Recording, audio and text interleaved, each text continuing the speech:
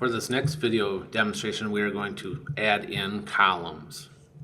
So to begin with, we'll go back into modeling. And as you are opening up your modeling, we're going to start by looking at your drawings for project 1, sheet S2. I'm going to go into my plan view at 100, foot 0. I'm going to scroll in a little bit further, and let's scroll into the intersection of A and 1. So then we'll go back to our plan view drawings on sheet S2, and we're going to look at our floor framing plan at 112, foot 0. So at the intersection of A and 1, we need to put a column in there. So to put in columns, I'm going to show you a couple options here. If we go under Model, Member, Add, here you can see, here's your different options: beams, columns, vertical brace, horizontal brace, joist, so on. And if you hit F2 on your keyboard, it'll actually go to this here, and it'll prompt you for a type. And here's all the member types you can add in. So that's one option to add a member in. The other option is just as I had showed you. If I hit F2 on my keyboard, it brings up that menu again. The other option is if you like your icons here on the side, you can see here I have my icon and an arrow again on it. So if I select that arrow, here's my options. That's a member add a beam, member add a column, member add vertical bracing, and so on. So the last item that was added was a beam, so that's why my icon over here shows the beam icon. So if I pick column here, now as you see on the top of your screen on your button bindings, it says locate, repeat, return. So locate, I want to use the intersection of them two construction lines, or in this case they're actually grid lines also. So I'm going to select on the top here, intersection of construction lines, and with my left button I'm going to hit locate,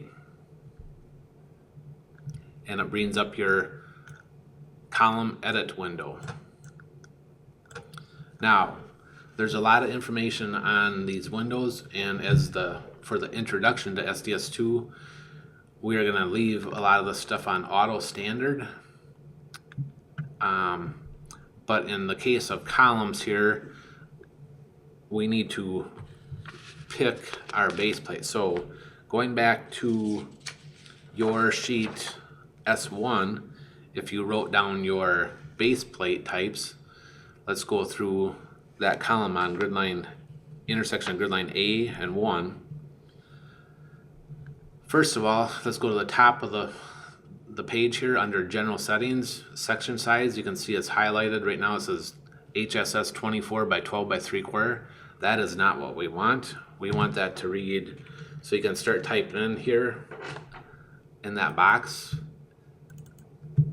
and go HSS, and it doesn't matter if you have upper or lowercase, HSS 10 by 6 by 3/8. Okay, now if you type that in wrong, say it put 3/5 there, as soon as I go to the next box that I want to change, it pops up and it says, hey, that size does not exist. So SDS2 knows if a member does not exist. In some cases you may be working on an existing project where you're tying into existing steel, and some of the sizes may not exist anymore. This is one of the cases where that would pop up, and to get around that option, you would have to go back into the material file editor and add in that section size, and then come back in here into your member, into your model, and add in that member again, and that size would show up. So in our case here, we wanted the HSS 10 by 6 by 3/8. So I double click on that. So that is the first window you're gonna come to, or first box to change, I should say. Then the next box is, let's go to the elevation, bottom end settings. When you put in a column, you're only picking one point. In the plan view, we're only picking one point, so it doesn't know the top and the bottom end settings. So in our case here, our bottom of our column, according to your sheet S1, on your anchor bolt plan, it says anchor bolt plan, and it says bottom of base plate elevation 99.5.5. So let's type in 99-5 space 1/2. Then staying on the bottom end settings, let's go down and you see connection type. Connection type auto standard. If we leave it on auto standard, this bottom of our column is not going to connect to anything. There's not another beam down there, so it's not going to know what it's connected to. So in this case, auto standard will not produce any results. It will leave it plain end, and there will be no base plate on there. So here is where we want to change this. We want to change it to a user, base, and cap. Then you can see plate schedule number. If you remember if we did that plate definition schedule, this is where we put them in. Now, if you don't remember base plate BP1, which line it was on, remember I said that SDS2 goes by the line number and not the piece mark. If you do not remember that, click on your file cabinet here, and here's where you can click on it. So if I want a BP2, I could click on it there, but I want BP1, so I'm going to click here. You can double click, or you can click it once and hit OK, and it brings in plate number 1, or BP1. Okay, plate rotation and offset. If you want your base plate offset, you could offset it direction parallel to the web, parallel to the flange. If we need to rotate that base plate, it's on 90 degrees off, we could rotate it here. So now let's go to the top end settings. The top of that column. To figure out the top of that column, we need to go to your sheet S2 again, the roof framing plan, and our roof framing plan is at 124'0". That column at the intersection of A and 1 is going to be supporting a bar joist on grid line 1. There's also a beam framing in on the north side of that column at elevation 123.9.5. So in this case here, probably a better drawing to look at would be your elevation at grid line A. So if you go to your sheet S4, you can see you're at grid line A, and on the left hand side you're at grid line 1. That is the column we're looking at, and you can see the top of that column is at 124'0", and then it's set down 2.5 inches because that bar joist is going to sit on top there. So let's go 123'9" and 1/2 for the top end elevation. And then your connection type here, we want to go with auto, base, and cap. What we're going to do is let SDS2 design that base, or that cap plate in this case. It's not a base plate, it's a cap plate. And when we put in the bar joist, it will recognize the bar joist and it will design that cap plate. So auto, base, and cap. Then you can see the rest of the items are grayed out. Now, there are some more options down below. If we take our scroll bar on the side here, we can see more information below. Connection specifications. We're going to leave all this stuff as automatic, but here you could change if you want to weld all around the plate, add in stiffeners, how to line the stiffeners, and if you have any loads on your drawings that you can enter in. specifically you'd use loads here for if you had a beam framing or sitting on top of a column and you wanted to add a load per the design drawings to calculate for required stiffeners. As you add in your stiffeners, you got to add that load in here. So as a general review on adding in columns for this project, we are going to pick our member size, section size. We're going to put in the bottom end settings, the elevation, the connection type. If it's a base plate, it's a user base and cap, and then the plate schedule number. And then on the top end, we're going to put the top elevation and the connection type.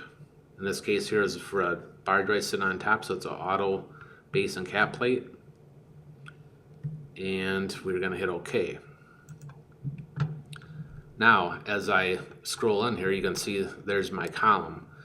Now, as you can see, the column, the long part of the column is going horizontal, and it should be going vertical. If we could go back to sheet S2, that column should be rotated the opposite direction. With wide flange columns, when you put them in, the web of the column, if you leave it at 0, the web is on the 0 axis. So a tube column, it goes by the long leg, is considered the web. So here we want to change that. So now if we look at our button bindings, I'm still in that column add command. So it's asking me to locate the next column at wherever I want it, or if I scroll back out here, I could go over here and hit the top middle button for a repeat column. Or in my case here, I'm going to hit return, the right button, to exit out that command. Now, scroll back in over here at this column. If I double click with my left button, my select button,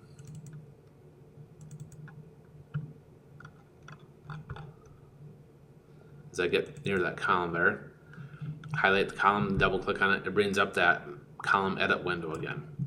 Column rotation here at the top of the screen, 0 and 90. So it's set on 0 now. If I click 90 and go back down the bottom, hit OK. Now it rotated that column the correct direction. And as you can see, the column comes in stick format. You cannot see the solids until we process later on in the project. So now, that was the first column we input. Now, I would like you to go back into your model and put in that column and then repeat that process for the remaining columns that start at elevation 99.5.5, and